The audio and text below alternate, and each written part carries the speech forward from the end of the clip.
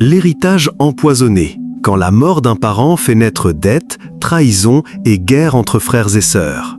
Le décès d'un parent peut transformer un deuil en cauchemar, découvre les pièges de l'héritage qui cachent dettes et secrets, apprend comment les trahisons peuvent déchirer les liens familiaux, comprend pourquoi des frères et sœurs se retrouvent en guerre pour quelques biens, ne laisse pas l'argent détruire ce qu'il reste de ta famille. Le dernier souffle d'un parent devrait laisser place à la sérénité du souvenir, à la douleur du vide. Mais parfois, ce vide est rempli d'un poison insidieux, celui d'un héritage inattendu, un piège qui transforme le deuil en une bataille acharnée où l'amour fraternel se mue en haine viscérale. Si le décès de tes parents t'a déjà fait frissonner à l'idée des dettes, des secrets enfouis et des conflits fratricides, cette histoire est pour toi. Tu n'es pas prêt pour la suite. Le problème de l'héritage empoisonné est une réalité bien plus fréquente qu'on ne l'imagine. À la douleur de la perte s'ajoute le choc de la découverte, un patrimoine lourd de dettes cachées, des investissements risqués dont personne n'avait connaissance, ou pire, des dispositions testamentaires qui favorisent l'un au détriment des autres. La personne que tu croyais connaître, ton père, ta mère, se révèle avoir vécu une double vie financière, des prêts non remboursés, des garanties signées à l'insu de tous, des arrangements financiers obscurs. Ce qui était censé être un legs d'amour devient un fardeau, une épée de Damoclès sur tes propres finances. La tension monte, les soupçons naissent. Qui savait quoi? Pourquoi ces secrets? Et ce n'est que le début. Les frères et sœurs, autrefois unis par le sang, commencent à se regarder avec méfiance. Une petite phrase mal interprétée, un désaccord sur un objet sentimental et la spirale s'enclenche. Les rancœurs anciennes refont surface, amplifiées par le stress et la douleur du deuil. Les discussions deviennent des cris, les mots des armes. Des alliances se forment, des camps se dessinent, et la famille, autrefois unie, se déchire. On voit des fratries ne plus se parler pendant des décennies, des cousins éloignés réapparaître pour réclamer leur part. Le piège de l'héritage, c'est qu'il ne concerne pas seulement l'argent, il révèle les fissures profondes des relations humaines. Mais attends, ça devient encore plus fou. La solution à cet héritage empoisonné, c'est avant tout l'anticipation et la transparence. Il ne s'agit pas de parler d'argent, un sujet souvent tabou dans les familles, mais de parler d'avenir et de protéger les liens. Tes parents, s'ils sont encore en vie, doivent être tes alliés. Il est essentiel d'aborder avec eux, calmement et respectueusement, les questions de leur patrimoine et de leur volonté. Explique-leur l'importance d'une planification claire pour éviter les conflits après leur départ.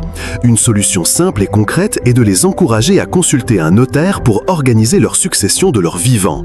Ce professionnel pourra les conseiller sur les différentes options de la donation simple au testament, en passant par l'assurance vie, en tenant compte des spécificités familiales et légales. L'objectif n'est pas d'être intéressé par leur argent, mais d'être préoccupé par l'unité familiale. Le notaire peut jouer un rôle de médiateur neutre et éclairé, aidant à prévenir les malentendus et à établir un cadre légal inattaquable. La clarté des volontés réduit considérablement les zones d'ombre et par conséquent les sources de discorde. Ce que je vais te dire maintenant va te surprendre. Pour mettre cette solution en action, commence par une conversation. Choisis un moment calme, un repas de famille, un après-midi détendu. Aborde le sujet avec délicatesse, en insistant sur ton souci de préserver l'harmonie familiale. Tu peux introduire la discussion en disant « J'ai lu récemment des histoires de familles qui se déchirent à cause de l'héritage, et ça me fait peur pour nous. Je pense qu'il serait sage d'anticiper pour éviter cela. » Propose d'accompagner tes parents chez un notaire. Suggère de faire un inventaire clair de tous les biens, mais aussi de toutes les dettes et engagements financiers, afin que rien ne soit laissé au hasard. Si des tensions existent déjà entre frères et sœurs, c'est le moment de tenter de les apaiser. Encourage la communication, l'écoute active et la recherche de compromis. Rappelle que les biens matériels ne valent pas les liens du sang.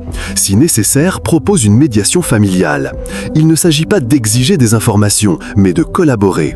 Chaque étape doit être pensée pour la prévention et la paix. Et là, l'incroyable se produit. Le résultat de cette démarche proactive est une paix inestimable. En anticipant, tu transformes un champ de mine potentiel en un chemin clair et balisé. Les dettes, si elles existent, sont identifiées et gérées en amont, évitant les mauvaises surprises. Les volontés des parents sont respectées, sans place pour l'interprétation ou la manipulation. Mais le plus grand bénéfice est la préservation des relations familiales. Au lieu de se déchirer, la fratrie peut traverser le deuil ensemble, unie par le respect des dernières volontés et le soutien mutuel. spirituel. L'héritage devient alors ce qu'il devrait toujours être, un passage de témoin serein, une marque d'amour et de confiance, et non une source de trahison. La fin de vie de tes parents peut être gérée avec dignité et leur mémoire honorée par une famille. Leurs biens sont répartis non pas dans le chaos, mais dans l'ordre, et surtout sans détruire ce qu'ils ont passé leur vie à construire, une famille. Ne laisse jamais l'argent détruire ce que le cœur a mis tant de temps à bâtir. Abonne-toi, partage, aime et commente pour plus de contenu comme celle-ci.